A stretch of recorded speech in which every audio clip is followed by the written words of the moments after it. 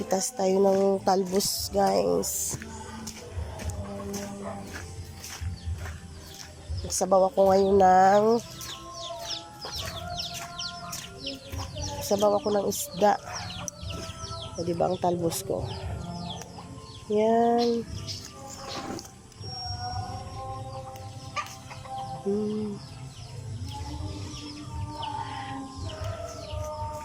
Yan na guys, ang talbos ko dito. Nilagyan ko pa ng kulambo yan. Para hindi kainin ng mga manok ko.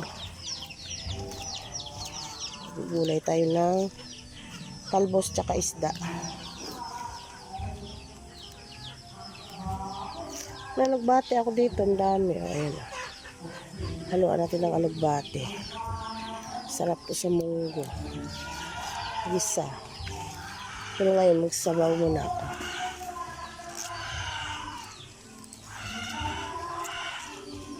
Ayan.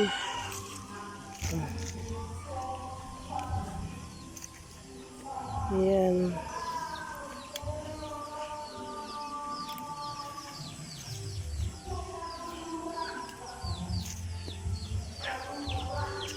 Ito guys, so madami. Ayan. Alam mo ba, nilagyan ko to ng ng kulambo at saka pinagapang ko sa taas para malinis siya. Kasi karamihan kasi yung tanim na sa nasa baba, nasa lapag. Eh syempre marami akong mga alaga ditong manok. Inaapakan. So I need to gawin na ganito. Yung pagapangin ko sila sa taas.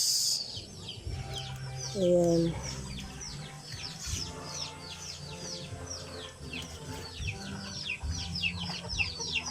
Nakagapang yan sa taas.